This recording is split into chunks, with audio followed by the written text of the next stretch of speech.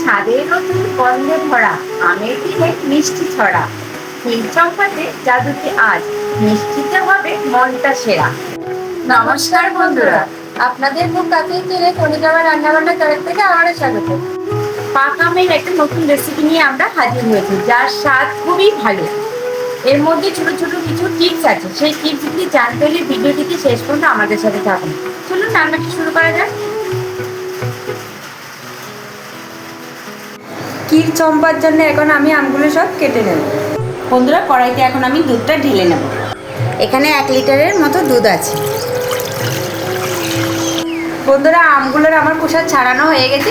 এখন আমগুলো আমি কেটে মিক্সারে পেস্ট করে নেব।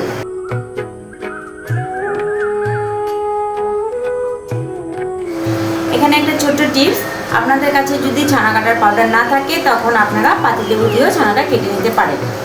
আমার কাছে পাউডার আছে, আমি পাউডার দিয়ে ছানাটা কেটে নেব। এখানে 1 চামচের মতো ছানা কাটার পাউডার আছে। এখন এটা আমি দিয়ে দেবো দুধের মধ্যে।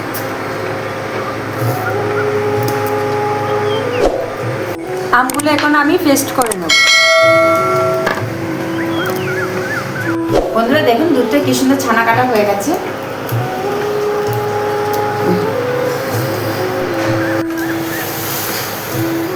একটা সুতির কাপড়ের মধ্যে আমি এখন ছানাটা পুরো ঢেলে নেব। আমের পেস্টটা আমার রেডি করা হয়ে গেছে, এখন আমি ঢেলে নেব। কড়াই গরম হয়ে গেছে। আমের পালটা জাল দেওয়ার আগে আমি কড়াইতে একটু ঘি দিয়ে দেবো।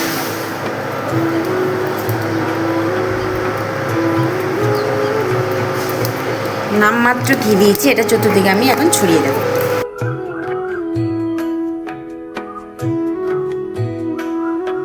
ঘিটা আমি চতুর্দিকে এখন কড়াইয়ে ছড়িয়ে দেবো, যাতে আমের পালটা জাল দেওয়ার সময় কড়াইয়ের মধ্যে লেগে না যায় বেশি একটা।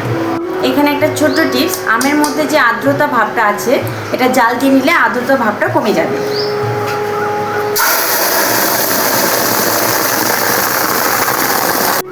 আমের পালের মধ্যে এখন আমি কিছুটা গুঁড়ো দুধ দিয়ে দেবো।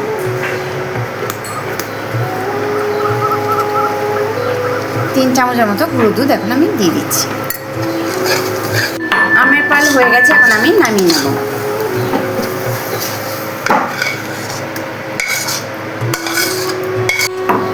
ছানাটা এখন আমি এই আমের পালে কড়ার মধ্যেই দিয়ে দেবো। এখানে আমি 3 চামচের মতো চিনি দিয়ে দেবো।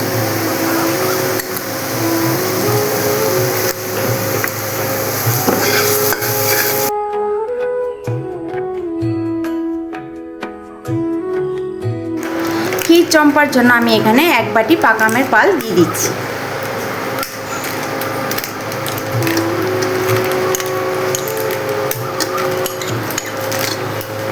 বন্ধুরা, আপনাদের কাছে একটাই অনুরোধ, ভিডিওটা আপনারা কেটে কেটে দেখবেন না, পুরো টানা দেখবেন। এর মধ্যে অনেক ছোটো ছোটো টিপস আছে।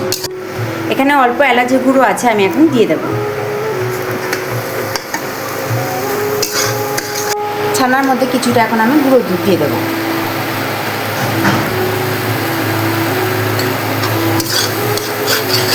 আমার ক্ষীরটা হয়ে গেছে, এখন আমি থালার মধ্যে সেট করবো। তার জন্য আমি থালাতে ঘি দিয়ে দিচ্ছি। এখন আমি নামিয়ে নিচ্ছি। গরম অবস্থায় এইভাবে হালকা হাতে সেট করে দেব।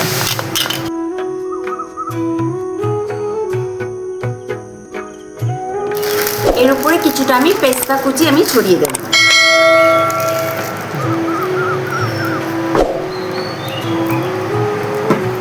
কিছুটা আমান আমি দিয়ে দিচ্ছি। এখন হালকা হাতে চেপে চেপে দিয়ে দেবেন, যাতে সেট হয়ে যায় ভালো মতো। কড়াই গরম হয়ে গেছে, কড়াইতে আমি এখন ঘি দিয়ে দেবো। আমি 1 প্যাকেট সেমই নিয়েছি, সেমইগুলো এরকম ছোটো ছোটো করে হাতে ভেঙে নিয়েছি। এখন সেমইটা আমি ঘি দিয়ে দেবো। সেমইটা ভাজা হয়ে গেছে, এখন আমি এর মধ্যে কনডেন্স মিল্ক দিয়ে দেবো। সেমইটা হয়ে এসছে, এখন আমি কিছুটা গুঁড়ো দুধ দিয়ে দেবো। 1.5 চামচের মতো গুঁড়ো দুধ দিয়ে দিয়েছি। এখন ভালো করে মিশিয়ে নামিয়ে নেব। বাটির মধ্যে ঘি লাগিয়ে নিয়েছি, এখন সেমইগুলো দিয়ে এভাবে সেট করে নেব। গরম গরম অবস্থাতেই সেট করতে হবে।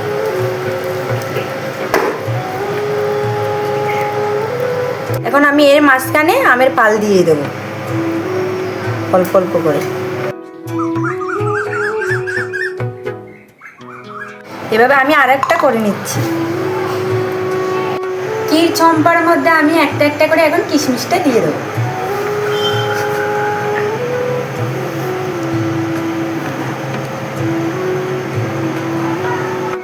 ক্ষীর চম্পার জন্য এখন আমি ক্ষীরটা চোখো চোখো করে কেটে নেব।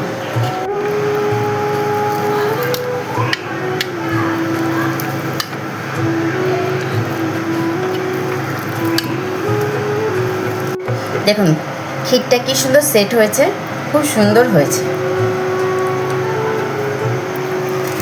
এর মধ্যে এবার একটা এখন আমি এর মধ্যে দিয়ে দিচ্ছি।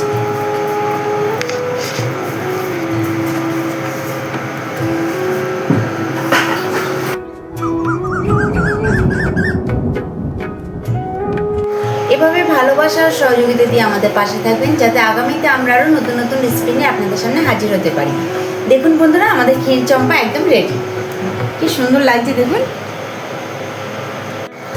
ক্ষীর চম্পা রেসিপিটি যদি আপনাদের ভালো লেগে থাকে অবশ্যই কমেন্ট করে জানাবেন। আর আপনাদের কাছের বন্ধুদেরকে অবশ্যই শেয়ার করবেন। আমাদের এই কলিজাবা রান্নাবান্না চ্যানেলটিতে যে সকল বন্ধুরা নতুন তারা অবশ্যই সাবস্ক্রাইব করবেন, বেল আইকনটি ক্লিক করতে একদমই ভুলবেন না, যাতে নতুন নতুন রেসিপি সবার আগে আপনাদের কাছে পৌঁছে যায়। ভালো থাকবেন, সুস্থ থাকবেন, সবসময় আমাদের সাথে থাকবেন। আজকের মতো ক্ষীর চম্পা রেসিপিটি এখানেই শেষ করলাম। নমস্কার, টাটা। খেয়ে বলো কেমন হয়েছে? হেভি হয়েছে, হেভি দুর্দান্ত হয়েছে। মা বলো কেমন হয়েছে? মিষ্টির দোকান ফেল। দারুণ হয়েছে। যখন বানাচ্ছিল এত সুন্দর গন্ধ, মিষ্টির দোকানে যেমন গন্ধ বেরোয় সেরকম গন্ধ বেরোচ্ছে। মিষ্টির দোকান ফেল ফেল ফেল। হেভি হয়েছে।